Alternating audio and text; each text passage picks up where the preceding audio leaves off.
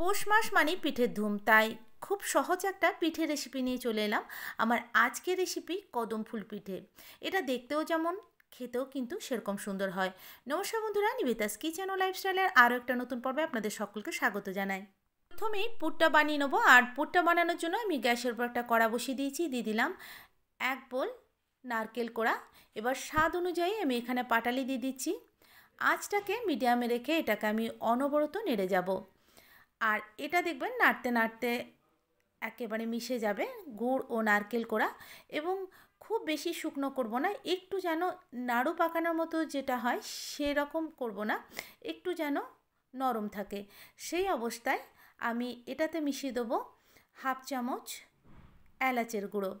এলাচের গুঁড়ো দিয়ে ভালো করে নেড়ে চেড়ে গ্যাসটা বন্ধ করে দিলেই তৈরি হয়ে গেল পুরটা। পিঠের পুরটা আমি একটা বোলের মধ্যে ঢেলে নিচ্ছি। পিঠে বানানোর জন্য আমি এখানে চালের গুঁড়ো নিয়েছি, তবে অবশ্যই চালের গুঁড়োটাকে একটু চেলে নেবেন। তো আমি এখানে 1 বোল চালের গুঁড়ো নিয়েছি। এবার একটা কড়াইয়ে আমি পরিমাণ মতো জল দিয়ে ওর মধ্যে লবণ দিয়ে দিলাম। লবণ দেওয়ার পর যখন দেখবেন জলটা বেশ ভালো রকম ফুটে গেছে, তখন গ্যাসটাকে একদম স্লোতে করে অল্প অল্প করে চালের গুঁড়োটা মেশাতে হবে। একসাথে কিছুতেই ঢেলে দেবেন না, তাহলে কিন্তু জমাট বেঁধে যাবে। তো আমি দেখুন অল্প অল্প করে মিশিয়ে নিচ্ছি। আর এই জলের পরিমাণটা কিন্তু আপনাদের চালের পরিমাণ অনুযায়ী হতে হবে। যে পাত্রের মাপ অনুযায়ী চালের গুঁড়োটা নেবেন, সেই পাত্রেই জলটা নিতে হবে 1.5। আমি একদম ঠিকঠাক দেখুন নিয়ে নিয়েছি। এবার দেখুন এইভাবে কড়াই থেকে যখন ছেড়ে যাবে, তার মানে বুঝবেন একদম ঠিকঠাক জলের মাপটা হয়েছে।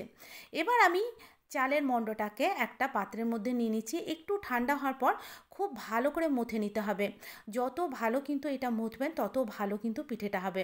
তো দেখুন আমি সুন্দরভাবে মথে নিয়েছি। যদি প্রয়োজন হয় একটু করে তেল আপনারা এখানে দিতে পারেন। এবার আমি হাতে একটু তেল লাগিয়ে ছোট ছোট লেচি কেটে নিচ্ছি।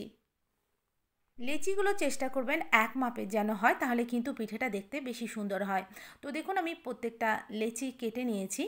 এবার আমি লেচিগুলোকে হাতের মধ্যে এইভাবে গোল করে নেবো প্রথমে। তারপর একটা বাটি শেপ দিয়ে আমি যে নারকোলের পুরটা বানিয়েছিলাম, সেই নারকোলের পুরটা এখানে দিয়ে দেবো।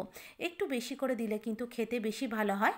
তো আমি দেখুন পুরটা দিয়ে ভালো করে এভাবে বন্ধ করে নিচ্ছি। আর ভালো করে বন্ধ করবেন যাতে খুলে না যায়।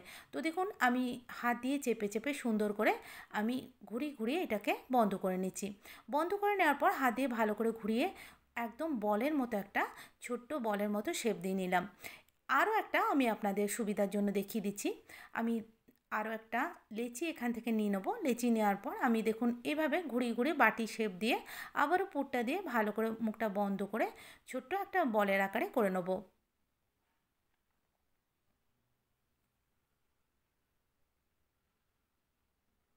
প্রথমে আমি সবকটা লেচি এইভাবে বানিয়ে নেবো। তো দেখুন আমি সবকটা লেচিকে এভাবে বানিয়ে নিয়েছি। এবার একটা ছিদ্রযুক্ত পাত্র আমি নিয়ে নিয়েছি। ওর মধ্যে আমি অল্প পরিমাণে ঘি দিচ্ছি। আপনারা চাইলে এখানে সাদা তেল অবশ্যই দিতে পারেন। ঘি দিলে গন্ধটা খুব ভালো হয়, তাই আমি একটু ঘি বুলিয়ে নিলাম। এবার আমি ঘন্টাখানেক আগে কিছু চাল ভিজিয়ে রেখেছিলাম। ভিজিয়ে রাখার পর জলটা ঝরিয়ে নিয়েছি। এবার একটা বল চারিদিকে এইভাবে ঘুরিয়ে ঘুরিয়ে চালের মধ্যে রোল করে নিয়ে ভালো করে হাতের মধ্যে চাপা দিয়ে দিয়ে আমি চালটা যাতে একটু বসে যায় সেভাবে আমি চাপা দিয়ে এভাবে রেডি করে নেবো। প্রত্যেকটা বলকে এভাবে চালের কোট দিয়ে নেবো। তো দেখুন আমি বলটাকে রেডি করে নিয়েছি। এবার ওই ছিদ্রযুক্ত পাত্রের মধ্যে আমি সমস্ত চালের কোট দেওয়া বলগুলো নিয়ে নিয়েছি। এবার আগে থেকে একটা পাত্র আমি গ্যাসের উপর বসিয়ে দিয়ে জল সমেত খুব ভালো করে জলটা ফুটিয়ে নিয়ে ওই ছিদ্রযুক্ত পাত্রটা ওর মধ্যে বসিয়ে দিয়ে এটা আমি ঢাকা দিয়ে 10 মিনিট রেখে দেবো। দেখতে সুন্দর লাগার জন্য আমি এখানে কোনো আর্টিফিশিয়াল কালার ইউজ করব না।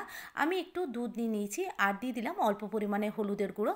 খুব ভালো করে হলুদের গুঁড়ো আর দুধটাকে আমি মিশিয়ে নিয়েছি। আর নিয়েছি অল্প পরিমাণে পাটালি।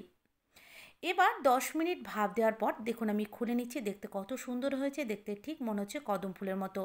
এবার আমি হলুদের জলটা উপর থেকে দিয়ে তারপর অল্প অল্প করে পাটালিগুলো বসিয়ে দেবো। এতে দেখতে খুব সুন্দর লাগবে। প্রতিটা ফুলই দেখতে মনে হবে কদম ফুলের মতো। দেখুন এখনই দেখতে কতটা সুন্দর লাগছে।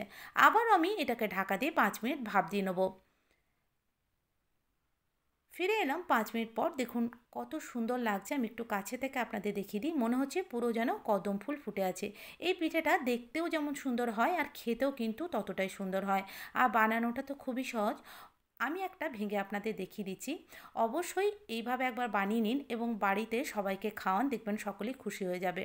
ভালো লাগলে ভিডিওটি লাইক করবেন, শেয়ার করবেন। আমার চ্যানেলের নতুন বন্ধু হয়ে থাকলে চ্যানেলটি সাবস্ক্রাইব করে পাশে দেওয়া বেল আইকনটি অবশ্যই ক্লিক করে অল করে দেবেন। কমেন্ট করতে অবশ্যই ভুলবেন না। অবশ্যই এই শীতে একবার এই পিঠেটা বানিয়ে সবাইকে চমকে দিন। আজকের মতো বিদায় নিচ্ছি, পরবর্তী ভিডিওতে আবারও দেখা হবে। আপনারা সুস্থ থাকবেন, ভালো থাকবেন। আপনাদের অনেক অনেক ধন্যবাদ।